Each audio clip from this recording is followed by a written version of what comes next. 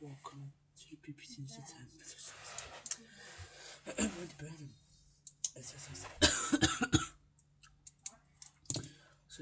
Sets out his plans when he becomes PM, because he could become Premier Prime Minister just 3 weeks today. I've latest word from him and more heaven because it's lead down was it? Smith also on title. Also, for you, prepares for up to 10,000 deaths after earthquakes. 2 big earthquakes hit the country next week. We'll cover this in fact. Please don't pass the burn. Also on the local.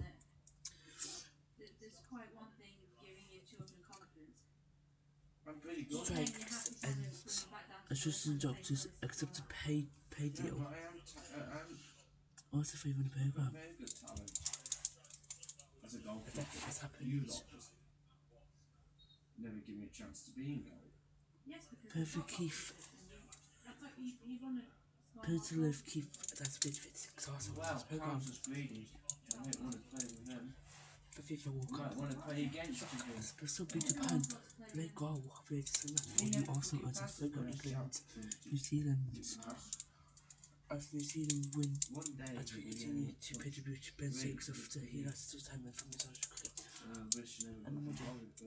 Anya Sabalenka wins for Never Anya Sabalenka and knockout for Kevin Nolan. Just after hours after John Draper and Miranda Tony put out.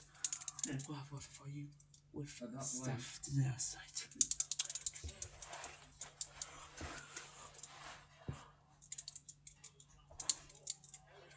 I've never seen where the 2 brothers have the same injury at the same time.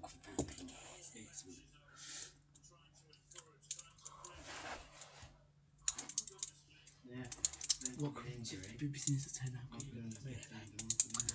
Andy Burnham spoke for the first time just a week after securing Samuel as recognition as Prime Minister of the UK.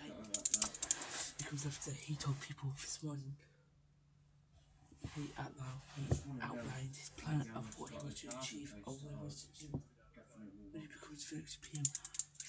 He could become the new Prime Minister in just under 3 weeks tonight. The drive for 16th if it all goes according to plan. Also, because of the party, also spoke hours after Andy Burnham gave his statement.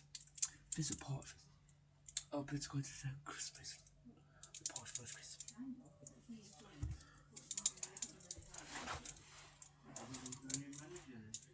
You have?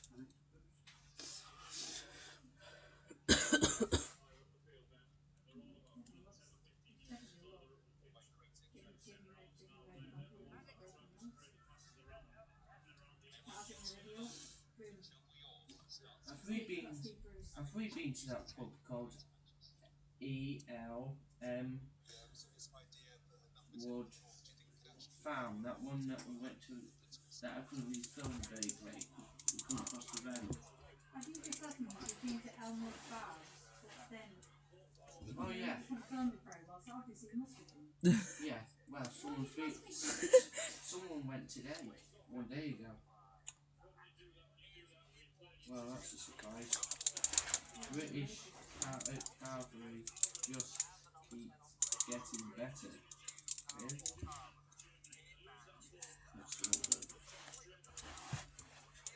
Oh, that's funny. Real Greatest Adventures went here 2 years ago. No surprise there, is it? No surprise. So many arsehole players in it. Arsenal. Good old Arsenal.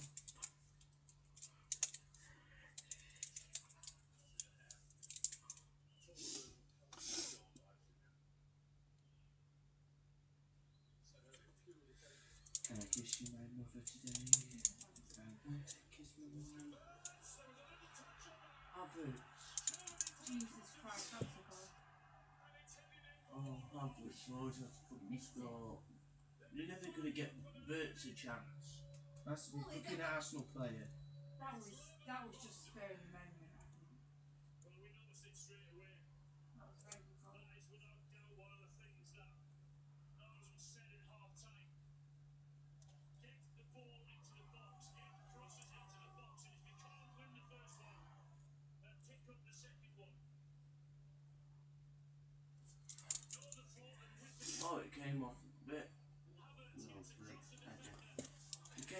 Oh no, yeah, okay, I see. No wonder I thought it was a fantastic bloody goal. It was giving us his goal. You just saw that go in, didn't you? Yeah. You see the deflection, did I? But it's probably going to go in regardless. But it will be. It will be.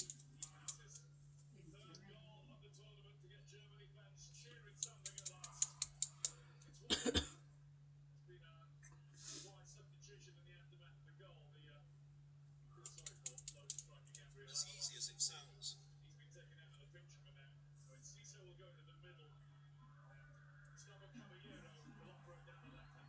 On the one, like this.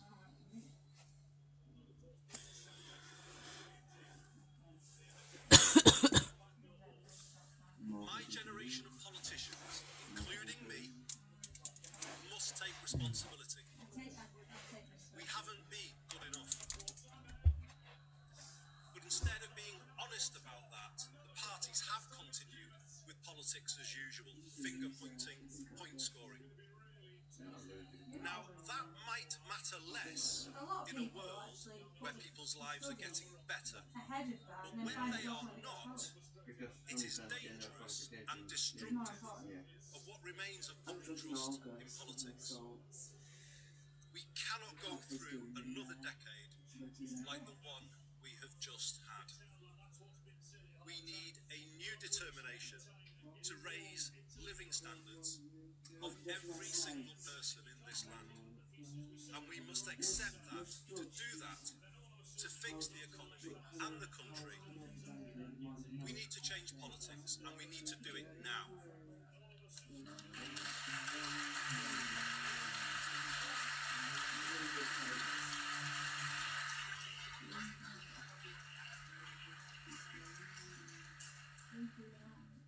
So let me state my clear intention as I put myself forward.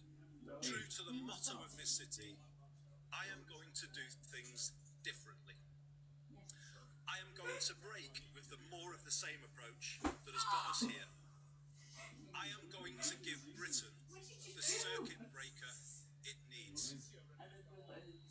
By building a more collaborative politics in Westminster. By taking power out of the centre and putting it in the hands of the people and places who can use it best. And in so doing, creating a new sense of agency, possibility and hope flowing around the country. We will make politics work for you and the place where you live. I know it can be done because we have done it here. When I started as mayor in 2017, we set about building a new approach, a new politics based on the exact opposite of the Westminster approach. Place first, not party first. Problem solving, not point scoring. Long term, not short term. A decade on, it require radical change if the country is to get back on track. I left Westminster a decade ago with the mayor of the Liverpool City region, Steve Rotherham, because we could see it simply wasn't working for the northwest of England and the people here, and indeed other parts of Britain, the same thing. The Parliament I returned to on Monday is full of good people, many of them here in the audience today, members of Parliament who've joined us. And they are working hard every day, trying to do the right thing for the places that they represent. But it's hard, it's too hard for them to make change. Why? Because power is not in the hands of those places that they represent, but held by an insufficiently accountable, outsourced state. We are one of the most over-centralised countries in the world. And worse, that over-centralised part of the country is not pulling in the same way, but in different directions.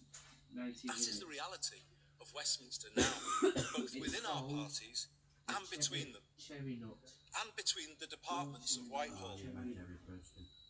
I'll be honest, I was worried about what I found on my return last week. One way's an hour and 30 minutes. It is a more one's an hour and fragmented, 19. disjointed You place wouldn't want to do than the that. one I left, I can't believe that's it. and frankly unhappier.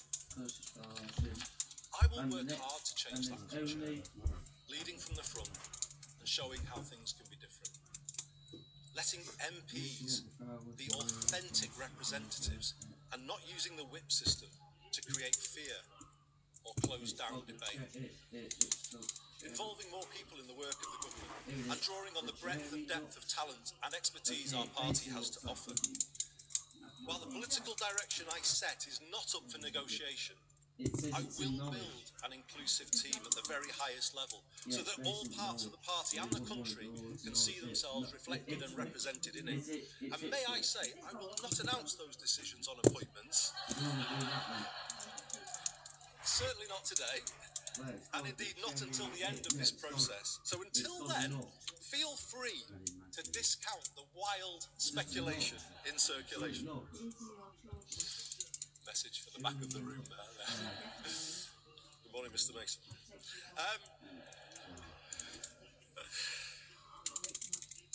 I will reach out to other political parties to find as much common ground as we can and build that more collaborative approach I spoke about a moment ago. So, a greater sense of unity in Parliament will then allow us to give a clearer sense of direction to Whitehall. I was struck by recent comments from ministers expressing their deep frustration at the Whitehall turf wars. Like Parliament, the civil service is full of good people trying to do the right thing, but they are held back by the structure and culture in which they have to work. It is too adversarial, and too much time is wasted with departmental silos battling each other. Brilliant device keeps your home cool in summer, even during heat waves. Old Green. Where the heck is this?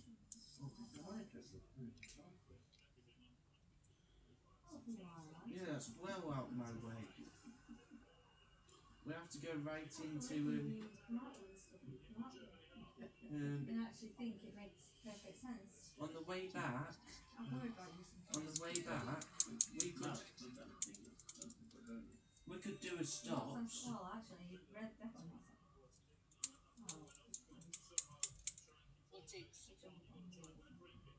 Let's all go. Can we go to Birmingham? Well, you knew that I'm wrong with from Paraguay. I want to see how far it is from that one. Can we drive 30 out? 30.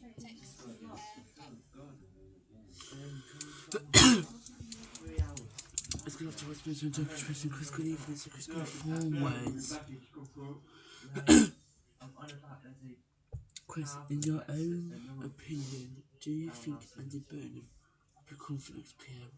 If so, No, if we do the journeys while we're close to them.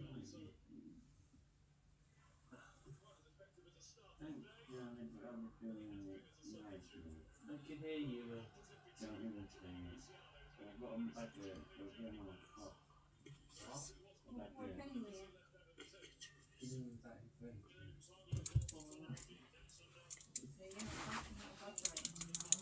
Chris is going forward for the party. In about 3, we could be sat here talking. Be sat here in just in 3 weeks' time and saying that Andy Burnham's supposed to say, do you think anyone thoughts that? Do you think anyone would want to go against him in this contest going forward?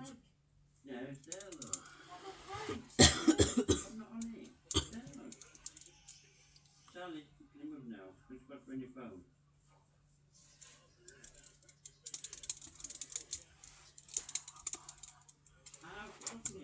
Get off me then. Okay, thank you.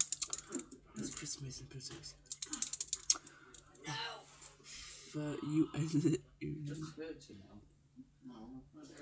I said reported 10,000 deaths after 2 big earthquakes. Sat on it. Naughty boy. Here, the city of Venezuela. Boys corrupt. They even said they found a little baby that was found. We've got to travel 3 hours. We got to Japan after Dumper and the pots from Venezuela. Okay, we need to travel 3 hours to Commentary. Head to commentary. We need to head to commentary. Don't want to Yeah, be it's a little spinning. bit, yeah, we fucking coming. It's 3 hours to commentary. Yeah, we never intended to come and pick it up. But they've got a farmhouse in. Alright. If we ever go back to Blackpool, there's actually plenty of stone houses over there.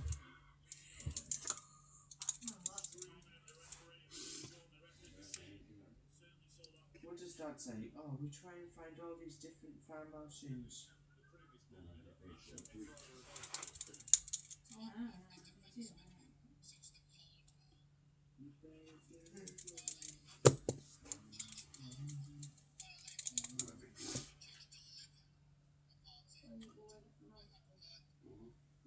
I wish we go to the hobby horse farm.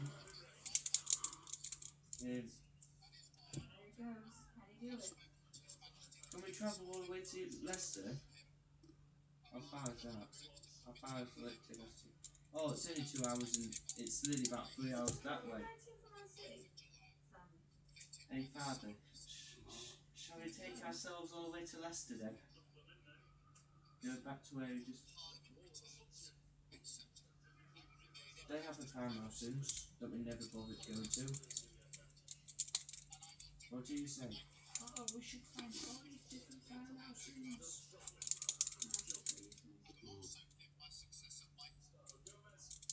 One of them's got to be better than the other. Guess how many there is? 65 farmhouse inns. It's a piss take, really. If you want to actually do the whole the whole UK just to find them all. And say, yes, we've done the journey to every single farmhouse in the UK. Well, that's a dirtiest German place to ever live. Well, he's the dirtiest German place. Charlie? What? He's the dirtiest German place. He's the one that's the dirtiest. Mm-hmm. No. Okay, what happened? No. Oh. I'm talking about the Chelsea player that was a dirty bastard. And then we found out it was German. And then they made out Rudiger's. That's it, I think I know. Rudiger's horrific. Are you on about Rudiger?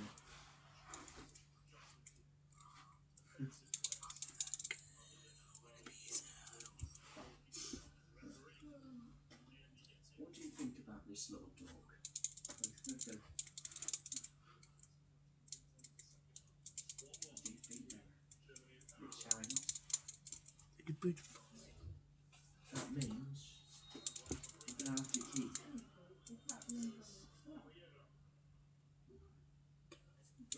There were 2 earthquakes on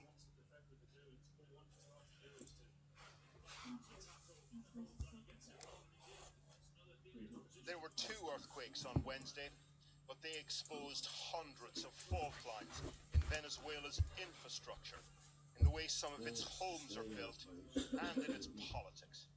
But first, the ongoing human attitude. Rescue workers talk of a 96-hour window after an earthquake to find the most survivors. That ended last night. Miraculously, the window remained ajar for some. This man rescued from a would-be tomb yesterday, surrounded by uniforms from all over the world. 24 countries have sent teams, including the UK and the US. The problem with miracles, though, most people don't experience them. And frustration with the initial state response is building. In the worst affected area, La Guaira, residents tried to divert rescue equipment to the buildings where their loved ones were trapped. This man says he'd managed to pull his daughter halfway out of the rubble, but then she became stuck. Or take this volunteer rescue worker who confronted soldiers for bringing shotguns, not shovels. What did you bring weapons for? You should have brought a shovel, a pickaxe. That uniform is to defend the homeland, to defend the country. The country is this is the country, which needs you, not recorded death toll will soon surpass 1,500, but those reported missing underneath the rubble and the sun is in the tens of thousands. Health charities on the ground have told us that you can smell the decay on the ruined streets, that one of their main concerns now is the spread of disease. You smell it already. You start to smell it in La Guaira, where Katia Lamar are the two most hit zones, and this is a big risk of disease outbreaks. Wednesday's geological wrecking ball exposed more than just structural vulnerabilities. As well as disquiet around the government's immediate response, the earthquakes have people asking serious questions about shoddily built government housing projects like these, under contracts that were at best opaque, at worst corrupt. The interim president, Delcy Rodriguez, was already unpopular according to polling. These coming weeks could make or break Donald Trump's anointed one. Venezuelans voted en masse for the opposition candidate in 2024. Over 60% of Venezuelans rejected, close to 70%, rejected the incumbent government. Now they're going to have a lot more to complain about, quite frankly, because they're already seeing the slow response, the deaths that are probably attributable to their lack of investment in infrastructure and capacity to respond. Now they're going to have something to be very upset about. In the 70s and 80s, earthquakes in Nicaragua and Mexico sparked political upheaval. Caracas and Washington now wait to see whether or not what happens here will register on the political radar screen.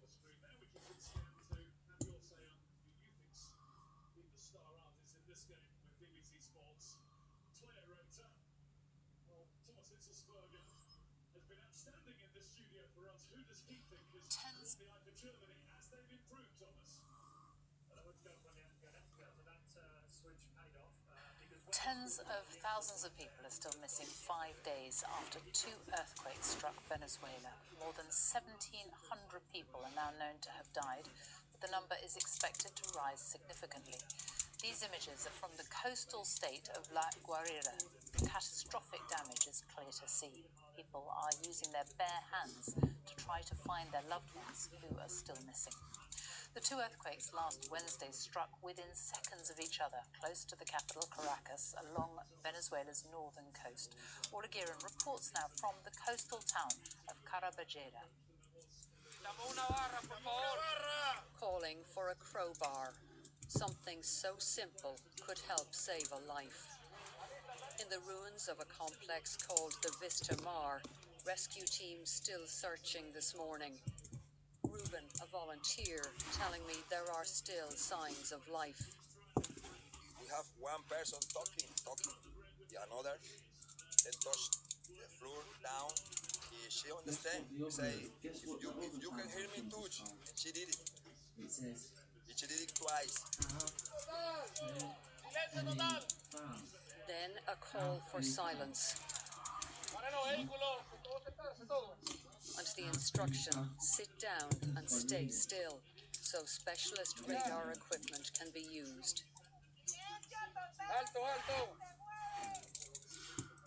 The wait is tense. And for Jenny Cabrera, full of anguish. Her mother and father are under the rubble of the Vista Mar. Do you still have hope? Always.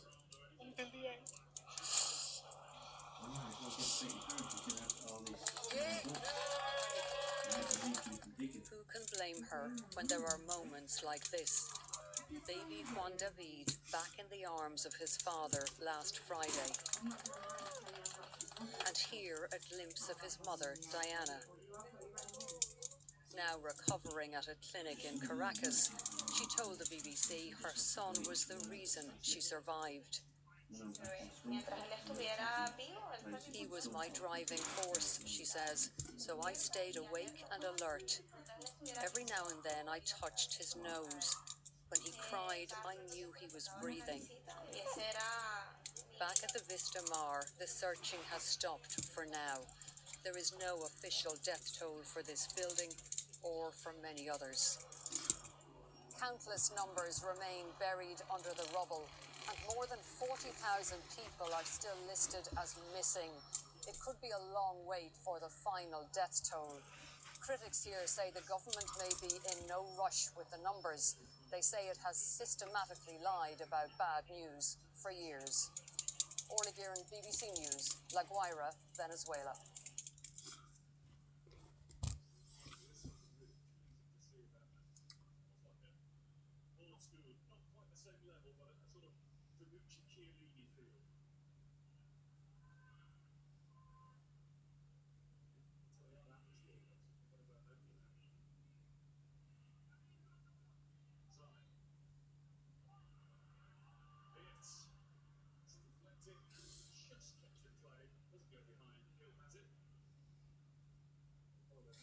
If you stayed in Holiday Inn, dear, right next door you've got Farmhouse Inns. It's been useful, really, isn't it? Dame Penelope Keith, best known for her sitcoms The Good Life and To the Manor Born, has died aged 86. She had been living with cancer, and her family say she died peacefully at the home she'd lived in for 50 years. Our media and arts correspondent David Silito takes a look back at her life and the roles that helped Britain laugh at itself. The ooh-ah bird is so called because it lays square eggs. On any list of most loved TV comedy characters of the last 50 years, Margot surely be the top. I don't understand. Just who do you think you are, Mrs. Ledbetter? I am the silent majority. Penelope Keith took the snobby, Don't bleed in the sink, I just keep... humorless neighbour of Tom and Barbara, and maybe one of TV's funniest and most lovable characters. You so much as Sniggers, I'm going straight back indoors. But it had taken a while to get to this point.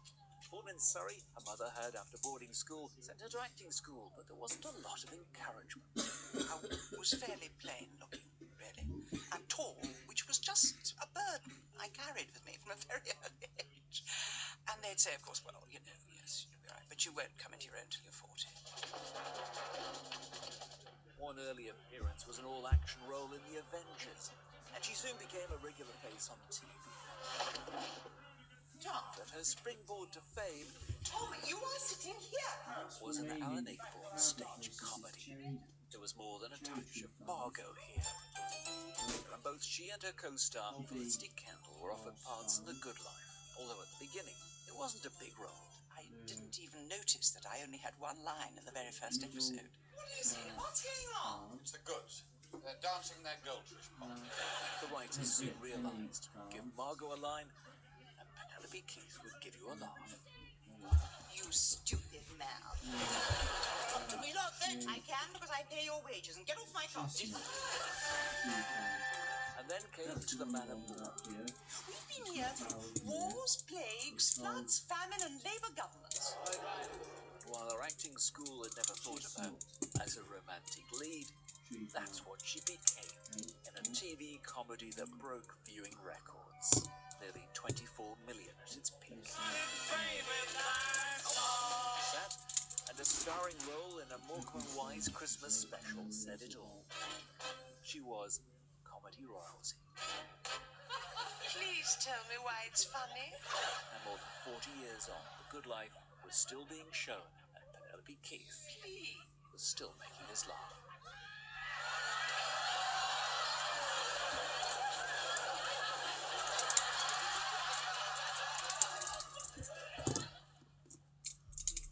Dame Penelope Keith, who's died at the age of 86.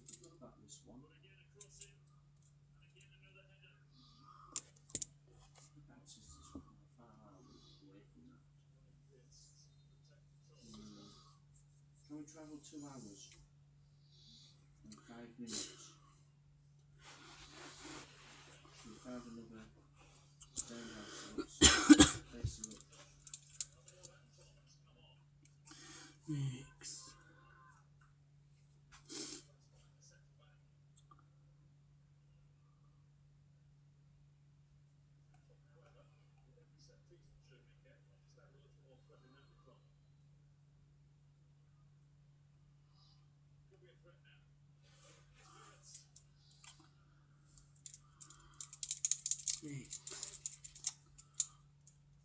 Junior doctors and doctors strikes to end as resident doctors accept a pay deal.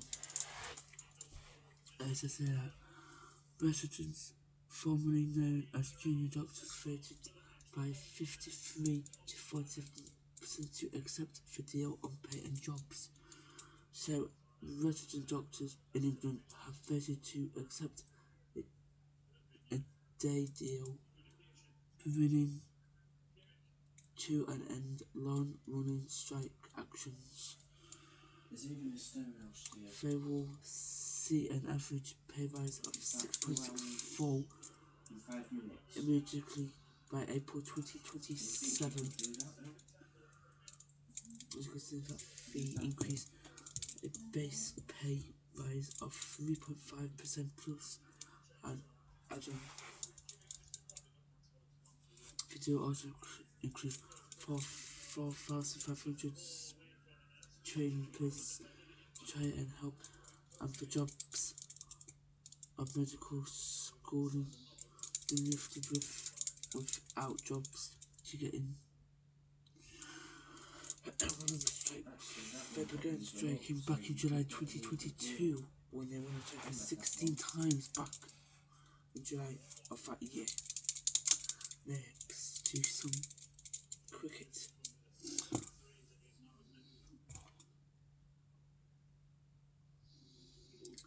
Just as brought out on England third and decided test match at Tunbridge, and New Zealand won by 160 runs and the 1-2-1.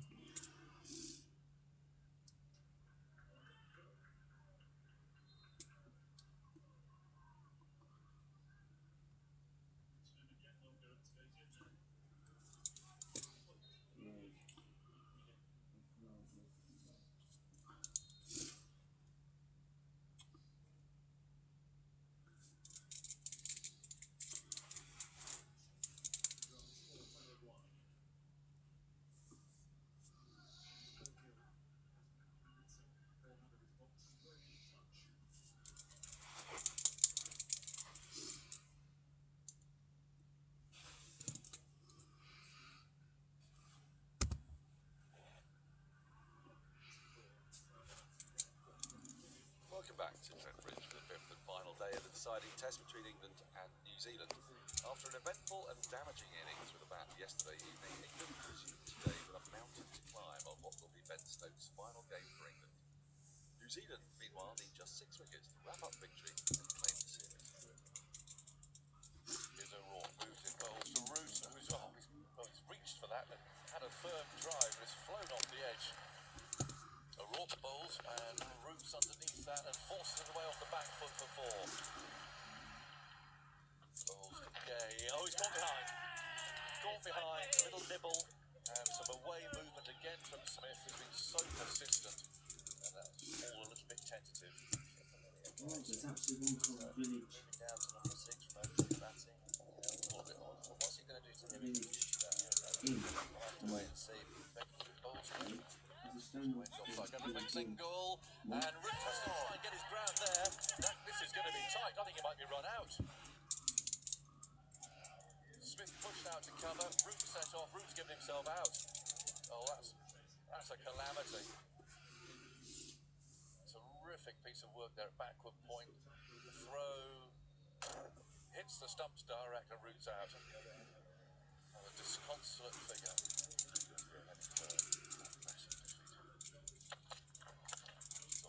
Really nicely through extra cover. It's a fine shot. He's going to head off to the boundary. It will get there. Fielder was in the seat. He couldn't get it. Drives this away brilliantly. 4.1 is Smith. Getting that away. Down towards deep third. Dickish outside edge off the back foot. And it goes to the rope. Nudges that past the back of the short leg fielder again. He's going to get at least a couple of runs. He's going down towards the boundary. He's trickling towards the rope, and it hits it. Wickets. Full and tickled round the corner by Atkinson for 4 runs. Floated up and Smith hammers this down the ground, and that's timed nicely. An effortless swing of the bat carries it all the way for 6. Rushes in bowls, and that's a wonderful shot.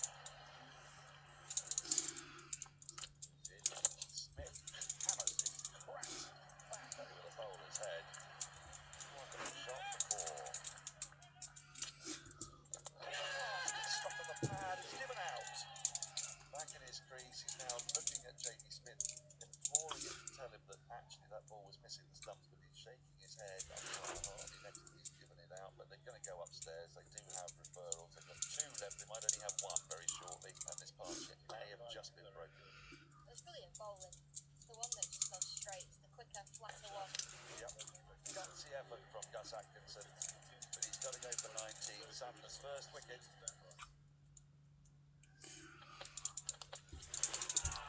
Hits the glove. Another one falls.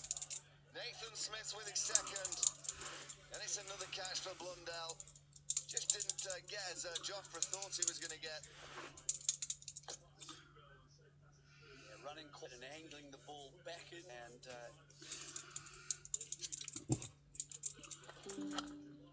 He's hammered away. It's going to bring a boundary and a half cent for Jamie Smith. He's played really well. Control.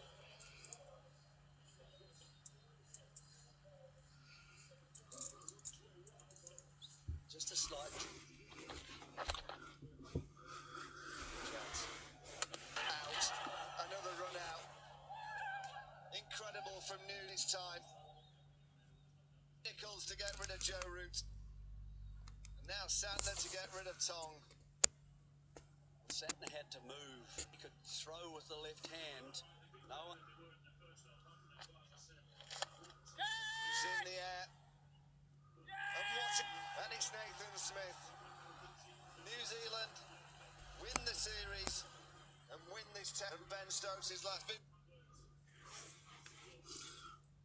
Welcome back to Trent Bridge for the fifth and final day of the deciding test between England and New Zealand. After an eventful and damaging innings with a bat yesterday evening, England resumed today with a mountain to climb on what will be Ben Stokes' final game for England. New Zealand, meanwhile, need just 6 wickets to wrap up victory and claim the series. Here's O'Rourke, moves it well for Root, he's reached for that and had a firm drive, but it's flown off the edge. O'Rourke bowls and Root's underneath that and forces it away off the back foot for 4. He's caught behind. Caught behind, a little nibble, and some away movement again from Smith, who's been so persistent. And that was all a little bit tentative. Actually, he's moving down to number 6 from opening the batting. What's he going to do to him in the future? We'll have to wait and see. Looks like a quick single, and Root has to try and get his ground there. This is going to be tight. I think he might be run out. Smith pushed out to cover. Root set off. Root's given himself out. Oh, that's a calamity. Terrific piece of work there at backward point. Throw hits the stumps direct and Root's out. And a disconsolate figure.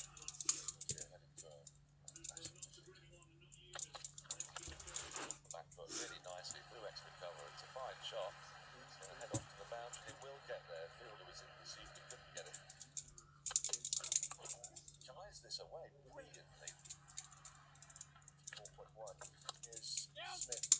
Getting that away, down towards deep third, kickish outside edge off the back foot. And it goes to the rope. 2 hours and 7 minutes. It matches that pass back to short leg fielder again. It's going to get at least a couple of runs. It's going down towards the boundary.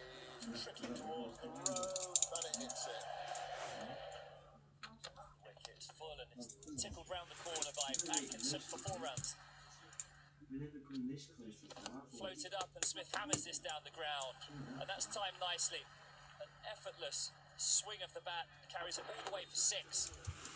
That's been further than that. It's been over a couple of minutes. Wonderful shot. For one journey.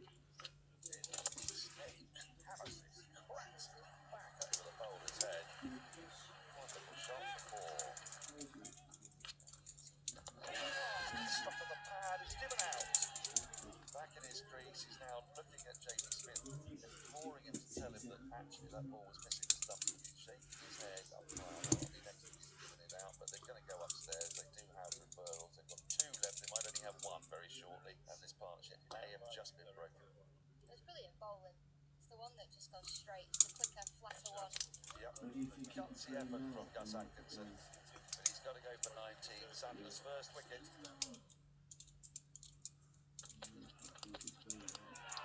Hits the glove. Another one falls. Nathan Smith with his second. And it's another catch for Blundell. Just didn't get as Jofra thought he was going to get. Yeah, running and angling the ball back in and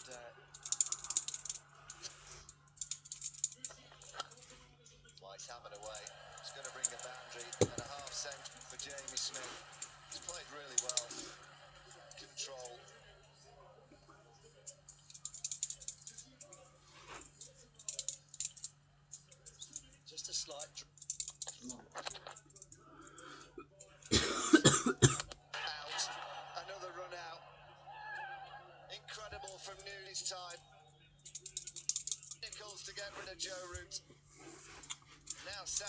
get rid of Tong.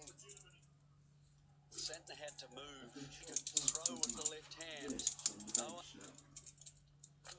It's in the air. And it's Nathan Smith. New Zealand win the series and win this test. And Ben Stokes is last convincingly here at Trent Bridge. Well, it's high tide. Tom Latham has led this side well.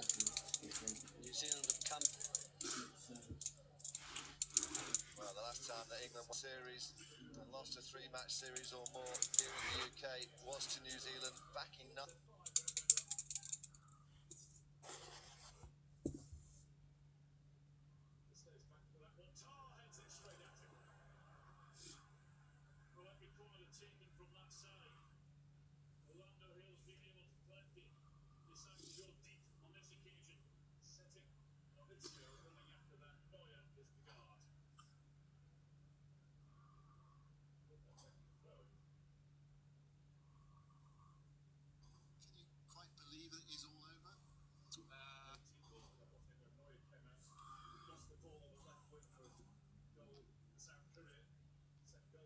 quite believe that it is all over? Yeah, because I said it was. What does it feel like? Yeah, I think you go, again, like I said yesterday, you go through everything, happiness, sadness, excitement, and all those kind of things. So I guess I'll probably end up going through them for the next week. But look, there's stuff that I've got to be able to look forward to as well, but there's also stuff that I'll miss, and that feelings, some of the feelings I get from playing Test cricket are some of those things that I am going to miss. You know, when the crowd gets on your back, when you walk out and everyone's clapping or cheering your name, and no longer be able to have the band behind me singing. Those are things that you're desperately going to miss. You're going to miss the time in the dressing room with people who you go to war with, essentially. So those are the things that you're desperately going to miss. And believe it or not, might miss doing this. But look, there's excitement, there's sadness, and all that kind of stuff that you go through. But at the end of the day, it's the person who makes the choice, which is myself, knows that it's the right one for me. What have been the special moments in your Test career? There's been quite a few. I think again the 2015 Ashes, winning that here, that was an amazing memory to be a part of. Obviously, I was quite young back then, and just sort of learning the trade of being a Test match all-rounder. First time leading the team out as official captain, incredible. And then some of the moments that I've been able to be on the field to experience other people's success. I look back to Broady's last Test match and taking his last wicket, being a part of James Anderson's last Test match, Stuart Broad, seeing Joe Root do what he's done on the field as an individual. Just, I could name you loads. And through all the moments I feel that I've been lucky enough to be a part of as myself, I think I'm also feel extremely lucky that I've been out on the field and been a part of some of the greatest players to play the game for England, but also on the other side, since some of the greatest players who play the game who I've managed to play against. So, yeah, look, I've been very fortunate to have done this as a job for a very long time, especially as a kid growing up, just messing about with my mates in the back garden and smashing windows. To call this a job for as long as I've been able to do has been absolutely awesome, and something that I never took for granted. And yeah, I'm very proud of I guess what I've been able to do. You retired from you retired from one-day international cricket, Ben, and you came back. You're sitting on your sofa next summer, I don't know, it's June and the Ashes are on, you're thinking, oh, I do miss this. Is there any way at all you would think about coming back? I won't be sat on my sofa, I'll probably be up in hospitality somewhere watching people running and bowling, going, I remember when I used to do that. But look, isn't it amazing how yesterday happens and then then I get asked the next day if I'm going to be playing in an Ashes Test match next year. Well, they were shouting one more year over there last night. I mean, that's for me. That's something nice for me to just hear back and listen. But I've given everything that I possibly could have done every time that I've stepped out on the field for England. But it's not happened anymore. Yeah, I've got other things that my mind is sort of focusing on now, and I've obviously sacrificed a lot, but there's also other people who are sacrificing a lot away from me, and that includes my wife, my children now, who have got their own sort of interests and their own things that they want to do, and I want to be able to go and share those experiences with them. I had kids quite young, so they're quite grown up now. And of all weeks, last week when I wasn't playing, my son decided that's when he wants to really get involved into cricket, and I was like, thanks for choosing this week to do it. So even like little things like that, you know, just being able to enjoy those things alongside my family who have been there through thick and thin with me. Yeah, those are kind of things that I'm excited about. Dan, many congratulations on your career. Thank you very much indeed. Thanks, mate. Cheers. Cheers. And after conceding that goal, I think you probably thought perhaps this was getting a little bit of a route to success here, but actually Paraguay stuck to their game plan. Yes, I think fair play to Paraguay, credit to them. They know exactly what they are doing, and they are taking for extra time. I think that what they would like to, you know. So let's see if they can keep that bravery defending, you know, for the next 30 minutes, and then no consider take 2 penalties, and see if they can get 1 or 2 chances to kill the game. Let's remind you how we got here then. It was Paraguay who took the lead against the run of play in terms of obviously sitting deep and defending, but then this. Well, Brendan, it's an end of an era, then Stokes retiring from international cricket. What's your reaction, or what was your reaction when he told you?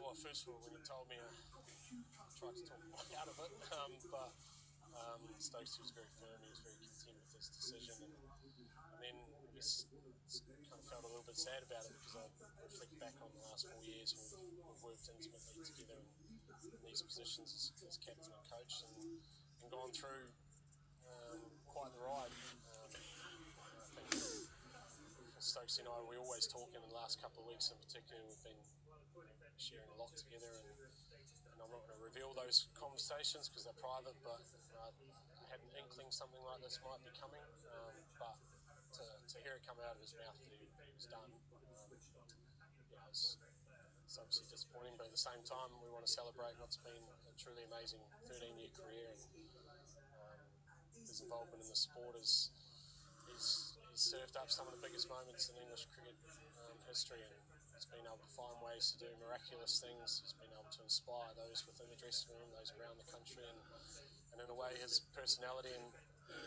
himself has been able to transcend the sport to be able to other audiences, and you know, I think we're all incredibly grateful for what he's given to the side and to the cause, and we wish him all the very best for the future. Ultimately, we hope that the next stage is as great as the last. So when he told you, did you say, no, you don't do this? I said, slow down. Slow down, let's just have a think about this. And then just sort of sat silent for about 10 seconds, and then I said, I feel a bit sad. And he said, oh no. He said, I'm happy, I'm content with everything. He said, the time's come, we had a great time. And then I won't go into what the rest of the conversations were, but yeah, it was a nice moment. No one can play forever, no one can captain forever, but it doesn't mean it's not sad big time when people do move on from these positions. You said you had an inkling, but I mean, did it actually surprise you when he told you? It surprised me. Yeah. It surprised me. I guess I had, as I say, I had a bit of an idea that this may happen. I wasn't quite sure when that may be, but I guess when he did say it, it kind of makes sense. It happened during a test match. It was announced. Was that the plan? It was a bizarre sort of middle of the afternoon announcement.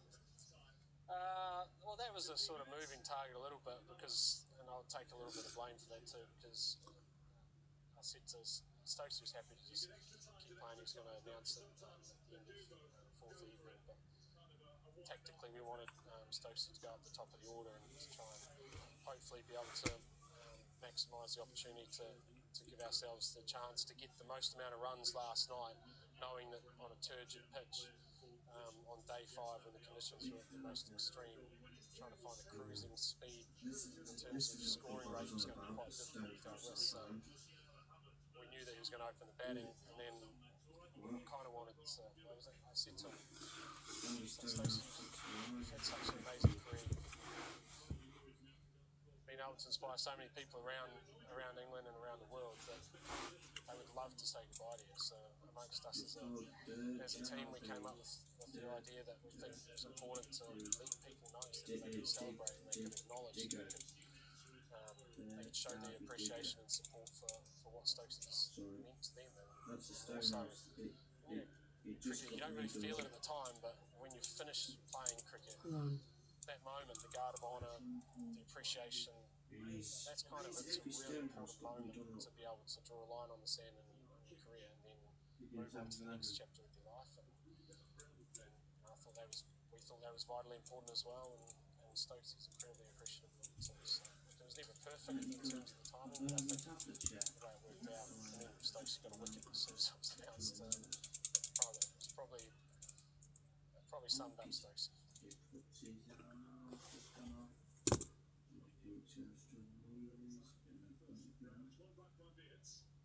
Oh, so he is on. You need to get your act together for it. Come on, we don't want to score.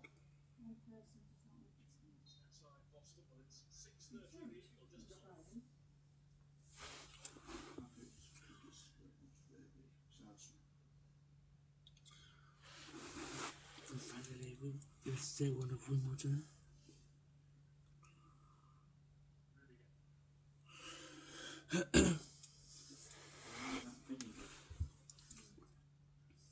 Where players Yannick Sinner, Sabalenka, Djokovic all got through, Keiko Goff got through, Mimi Osaka got through, otherwise Mrs. as Cameron Nobby Salah after losing on court. It comes hours after Amanda Kani and Jack Draper pulled out due to injury. Right, that's it for my study. I'll be back for BBC News at 6:15 PM tomorrow. Have a lovely evening.